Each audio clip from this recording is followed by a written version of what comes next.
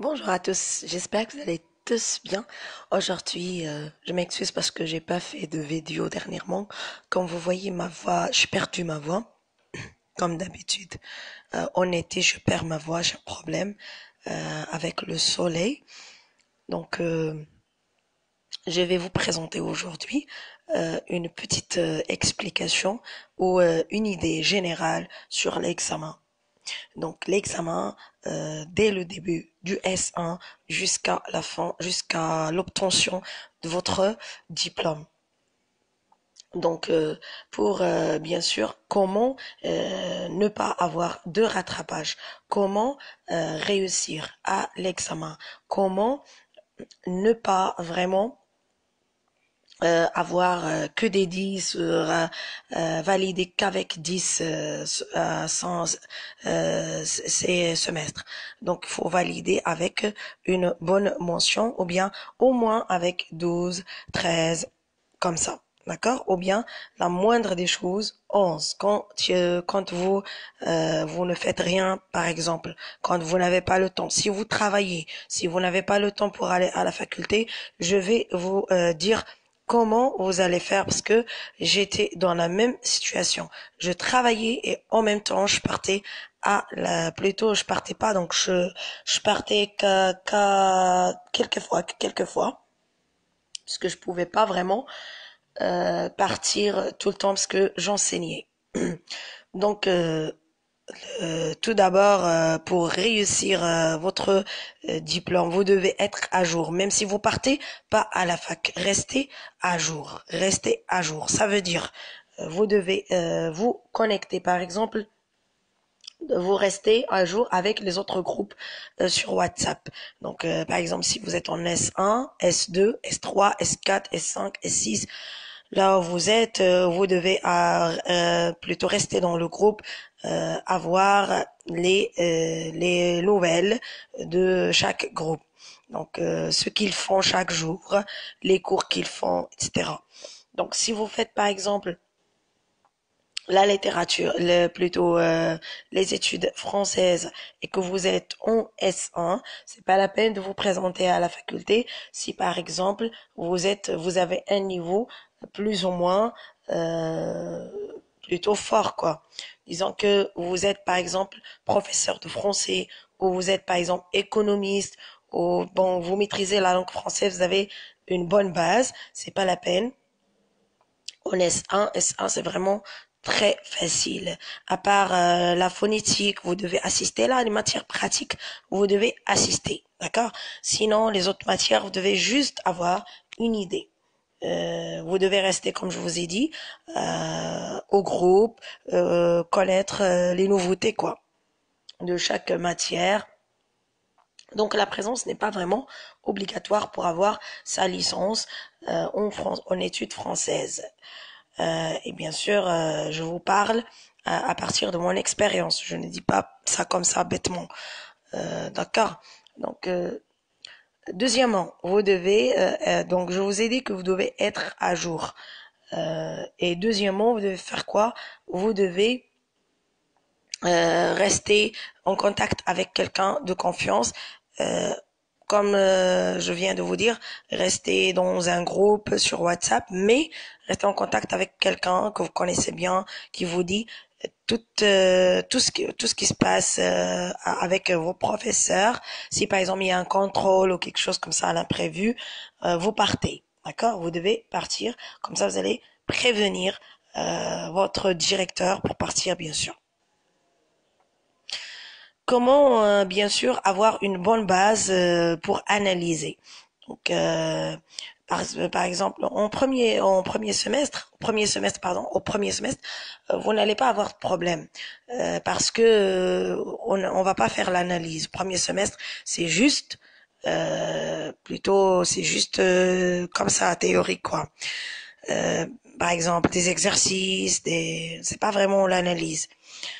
C'est dans les autres semestres, donc S2, S3, c'est en S3, S3, S4, S5, c'est là où vous allez avoir, vous aurez affaire à analyser, bien sûr, des textes, à écrire des textes, à écrire des commentaires composés.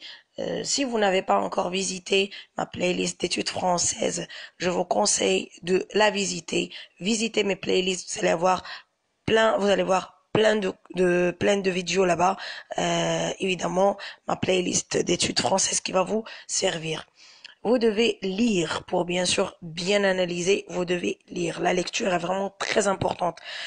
Même si vous avez un bon niveau en français, vous devez lire pour savoir analyser. La lecture va vous emmener à analyser facilement, avoir l'esprit d'analyse. Par la suite, vous allez bien sûr pouvoir écrire des commentaires composés sans problème. D'accord? Surtout en S4. S4, vous devez bien sûr savoir comment écrire sans vraiment commettre de fautes.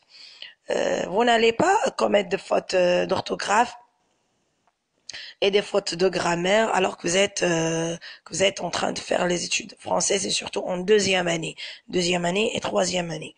D'accord?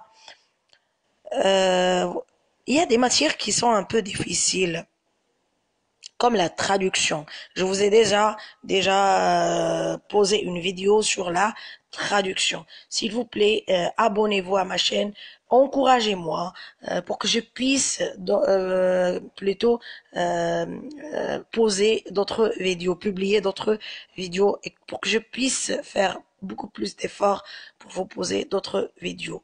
Ça ne va pas prendre beaucoup de temps. Écrivez juste vos commentaires pour que je puisse faire les vidéos que vous voulez. Pour la traduction c'est une matière un peu difficile. Pourquoi? Parce que vous aurez besoin d'orthographe, de vocabulaire, d'esprit d'analyse, de compréhension, bien sûr beaucoup de choses. Tout un mélange d'expériences, tout un mélange de bases en français. Pour cela, je vous conseille de lire. La lecture est la clé de tout ce que je viens de dire. La clé de votre réussite est entre vos mains. Vous lisez ne serait-ce qu'une page, ne serait-ce qu'une ligne chaque jour, d'accord? Vous allez par la suite trouver que vous avez lu le livre en entier. Aussi, il y a la traduction est une matière un peu difficile. Je l'ai validée, mais je l'ai pas validée avec vraiment. Je l'ai validée bien sûr avec plus que 10, mais je l'ai pas validée avec 15 ou 16, d'accord?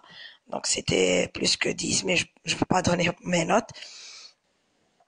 C'est une matière un peu vraiment difficile parce que chaque prof donc vous devez avoir un vocabulaire, un bagage de vocabulaire pour bien sûr pouvoir vous exprimer facilement. Sinon vous allez vous perdre. Hein. Pour ce faire, vous devez pratiquer chaque jour, vous devez travailler chaque jour. Ça ne s'arrête pas vraiment là. Vous devez aussi parler avec vos camarades ou bien vos collègues ou bien les étudiants avec lesquels vous étudiez. Vous parlez en français, comme ça vous allez avoir un bagage, vous allez avoir encore une autre base. Ça se pratique la langue, ça se pratique bien sûr. Autre chose, les autres matières qui sont difficiles, donc c'est la dialectologie aussi. C'était un peu difficile, pas pour tout le monde, mais dans cette matière, je vous conseille sociologie est là. C'est pas la sociologie. Dialectologie, dialectologie, je sais pas, je me rappelle plus les noms, c'est comme ça. C'était des matières d'analyse et c'était des matières là où il y a beaucoup de d'auteurs, il y a beaucoup de linguistes. Vous devez à l'examen, c'est un conseil que je vous donne, citer les citations des auteurs, citer les citations des linguistes. Ça va vous aider, ça va vous donner dans la dialectologie, c'est ce que j'ai fait, hein, en fait. J'ai essayé de résumer. J'ai essayé de résumer toujours vos cours. Ne comptez pas sur le prof. Ça aussi, c'est un autre conseil. Résumer vos cours.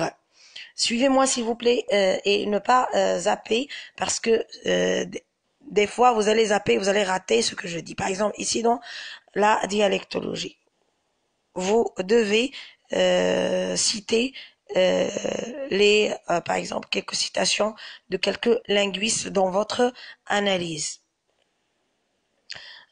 pour donner une force à votre texte. C'est ce que je faisais.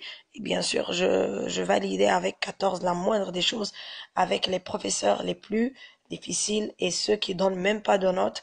Je valide chez eux avec 14. Alhamdulillah, par la grâce de Dieu, j'arrivais toujours à m'en sortir. Pourquoi? Parce que je ne pars pas à l'examen avec juste ce que le prof me donne. C'est que vous devez chercher sur Internet, vous devez chercher partout, vous devez voir des vidéos sur YouTube. Moi aussi, je regardais des vidéos sur YouTube. Je suivais des gens sur YouTube qui expliquaient des cours, qui donnaient des conseils, comme ça, comme ce que je vous donne maintenant comme conseil. Et bien sûr, avec tout ce que je lisais aussi des livres de linguistes, pas en totalité, quelques extraits bien sûr, ce qui nous intéresse, parce qu'on peut pas tout lire. J'espère que ma vidéo vous a été intéressante, parce que je peux pas parler plus, je suis un peu malade comme vous voyez. N'oubliez pas de vous abonner à ma chaîne et de laisser vos commentaires. Merci à vous et surtout pour mes fidèles abonnés. Je vous souhaite la bonne chance dans vos études et pour vos projets, Inch'Allah.